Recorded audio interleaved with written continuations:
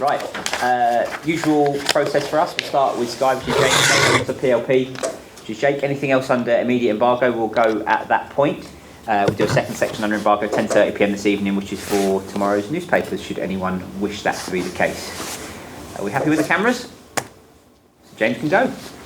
Hi Thomas, what's the latest on an injury front? Is Christian Norgard available tomorrow? No, unfortunately not. Christian will not be available. Got some issues with his Achilles that tried to get on top of, so yeah. Any ideas on how long he may be out? No, that's just look at the first game where we need to prepare for, and he's out for that game, and then we'll see. It's not like a definite that'll how long it'll be. And Christopher Ira, is he back in full training now? Back in full training, yeah. But too early. Yeah, he will not be ready for the squad. It's now no wins in 6, but I imagine when you look at the performance in games like the one against Aston Villa, there's no concern about their performance and form at all. Yeah, absolutely bang on. Of course, it's the. I think that's for me. Like I said, for me, it's the most difficult part of being a head coach, that you, and for the players and everyone involved in a football club, you work so hard the whole week and over time to get that win on a Saturday, and when you then on top of that top perform, which I think we did against Villa, and you don't get, you got a point, but you don't get the deserved or whatever, something called that in football, 3 points. That's hard to accept in the logical brain or emotional brain, maybe not an emotional brain. The logical brain is that we look at the performances, we analyze it, we see that we're doing a lot of things right, and we've done that in the last 6 games.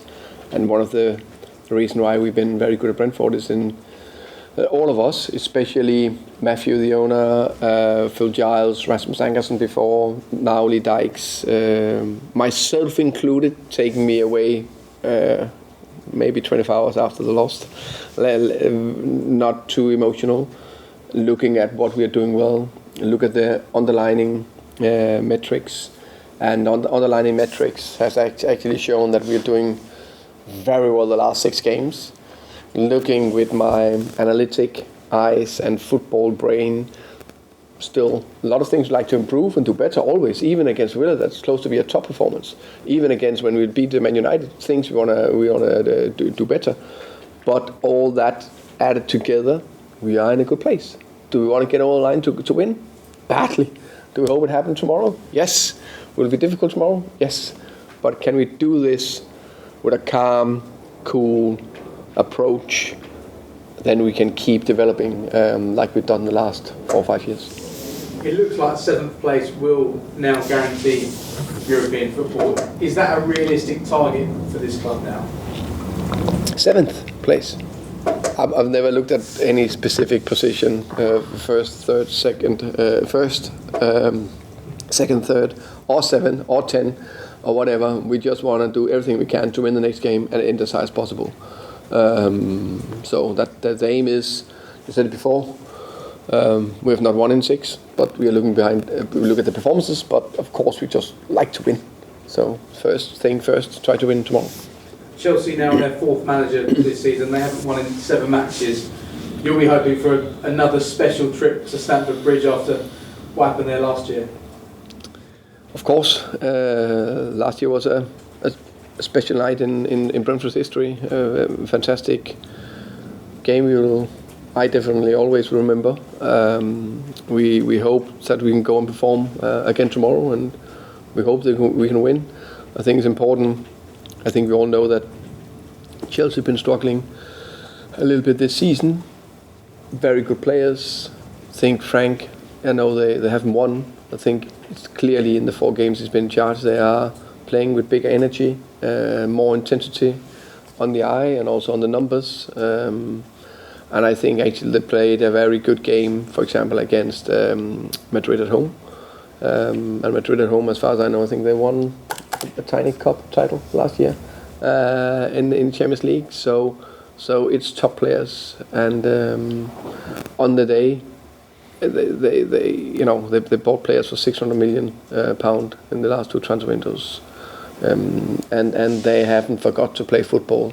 And sometimes it takes one moment, or now they had a good week to work with them at Stamford Bridge. They are clear favourites, of course they should be, but we hope and believe that we can do something.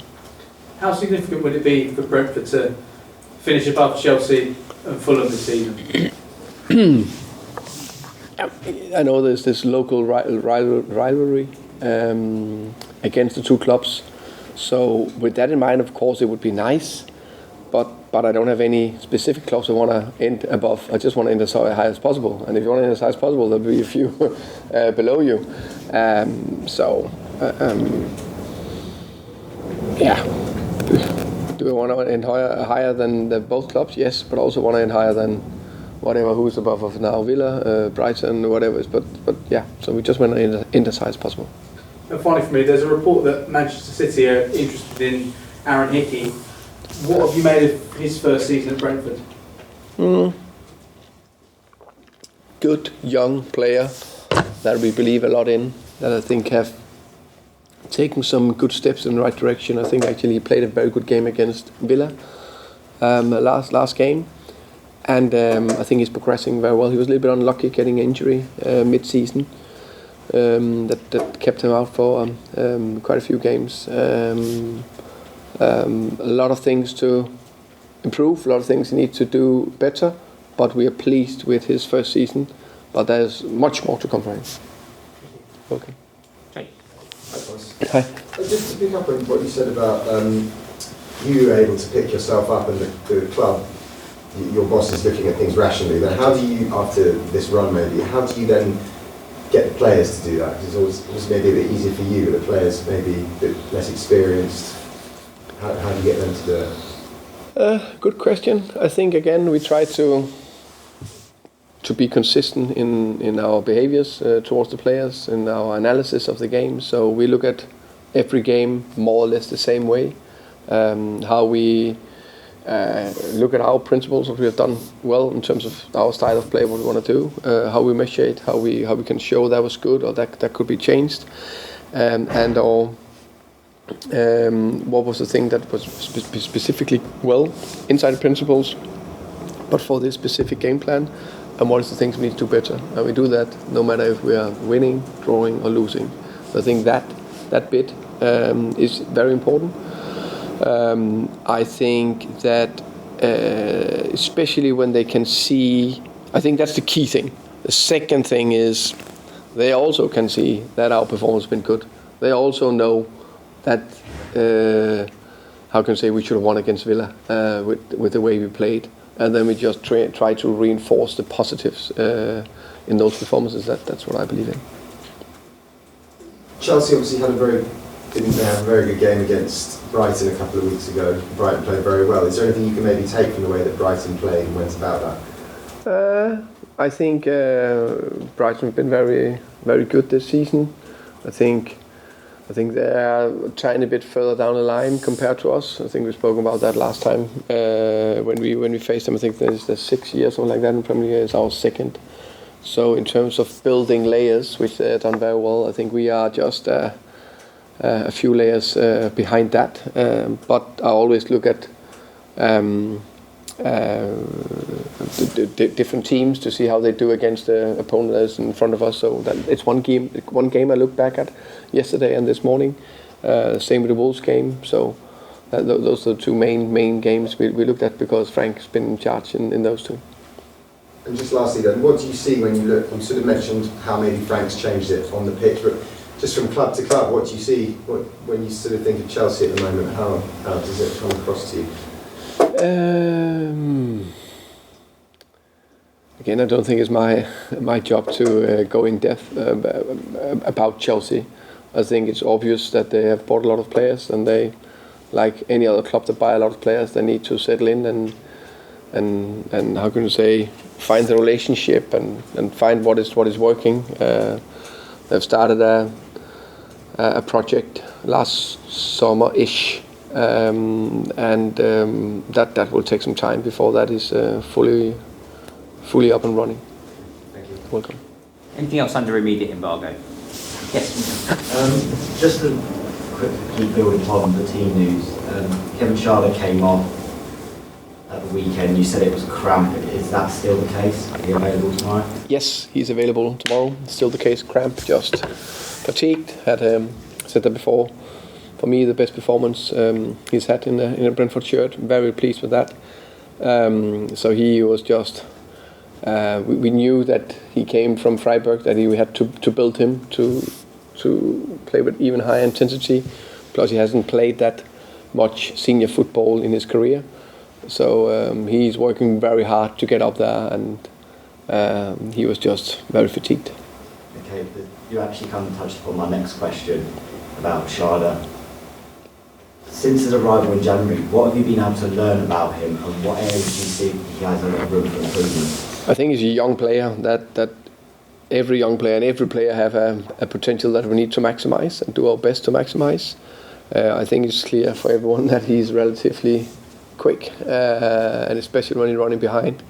And I think the first bit you would like to add in a team is that you can trust him defensively.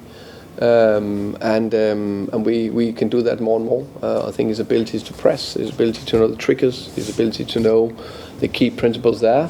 Okay, check, because he has his natural pace and ability to running behind that we just need to release. So you just go Kevin, go out and express yourself and show yourself. And then we're adding more and more layers also offensively, and that will come. And one final thing, and it's another inquiry about an individual. Tom Strakosha wasn't part of the squad on Saturday. You didn't mention him in terms of injuries at the last press conference. What's the situation with him? Minor injury, minor calf strain. Unfortunately, that'll keep him out for Wednesday as well. Yeah, nothing major. Okay, brilliant, thank you. You're welcome. Anything else under immediate embargo? No, in that case, we're now